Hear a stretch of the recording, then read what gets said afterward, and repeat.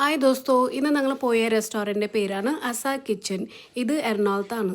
ഞങ്ങൾ ഉച്ചക്കാണ് പോയത്. അപ്പോൾ കുറച്ച് റഷുള്ള ടൈമായിരുന്നു അവിടെ. പാർക്കിംഗ് കിട്ടാൻ കുറച്ച് ബുദ്ധിമുട്ടാണ്. പിന്നെ നമുക്ക് പാർക്കിംഗ് കിട്ടിയതിന് ശേഷം അകത്ത് കയറിയപ്പോൾ മെനു കുറച്ചുള്ളൂ, പക്ഷേ നല്ല വെറൈറ്റി ഫുഡായിട്ടാണ് തോന്നിയത്. അപ്പം നമ്മളവിടെ ഓർഡർ ചെയ്തത് ലവ ചിക്കനും പിന്നെ നിധി പൊറോട്ടയായിരുന്നു. നിധി പൊറോട്ട അവർ ബനാന ലീഫിൽ റാപ്പ് ചെയ്തിട്ടാണ് കൊണ്ടുവരുന്നത്. ഇതിൽ 3 പൊറോട്ട ഉണ്ട്. അപ്പോൾ ഇത് ഓപ്പൺ ചെയ്യുമ്പോൾ നല്ല ബീഫ് കറിയുടെ സ്മെല്ല് വരുന്നുണ്ട്. അപ്പോൾ ഇത് ശരിക്കും പറഞ്ഞാൽ 2 പേർക്ക് കഴിക്കാനുള്ള ക്വാണ്ടിറ്റി ഉണ്ട്. ഇതിൽ ഫസ്റ്റ് ലെയറിൽ ബീഫ് കറി മസാല നല്ല മസാലയായിരുന്നു. പിന്നെ അതുപോലെ ബീഫ് നല്ല സോഫ്റ്റ് ബീഫായിരുന്നു. പിന്നെ സെക്കൻഡ് ലെയർ വരുന്നത് ഗ്രിൽഡ് ചിക്കൻ എന്ന് പറഞ്ഞാൽ നല്ല എന്താ പറയുക സ്പൈസി ഗ്രിൽഡ് ചിക്കനായിരുന്നു. നല്ല മസാല ഒക്കെ പുരട്ടിയിട്ടുള്ളത്. പിന്നെ ഇതിൻ്റെ ഒപ്പമുള്ളത് ഒരു മസാല ഗ്രേവി ഉണ്ട്.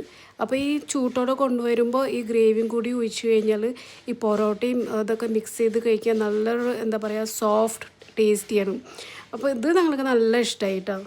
ലവ ചിക്കൻ എങ്ങനെയാണെന്ന് വെച്ചാൽ grill chicken sauteed with white സോസാണ്. അവർ പറയുന്നുണ്ട് ഇങ്ങനെ സ്ലോ കുക്ക്ഡ് ആയിട്ടുള്ളതാണെന്നൊക്കെ, പക്ഷെ നമുക്കറിയില്ല. പിന്നെ അതിൻ്റെ കൂടെ കഴിക്കാൻ വരുന്നത് റൊമാലി റൊട്ടിയാണ്.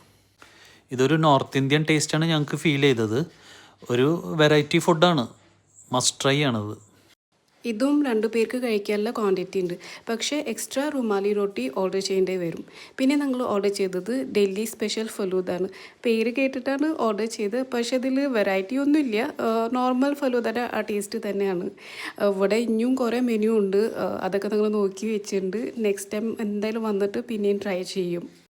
ഇവിടെ എൻട്രൻസിൽ ടീ സ്റ്റോളും ഉണ്ട്. അവിടെയും വെറൈറ്റീസ് ഓഫ് സ്നാക്സ് ഉണ്ട്.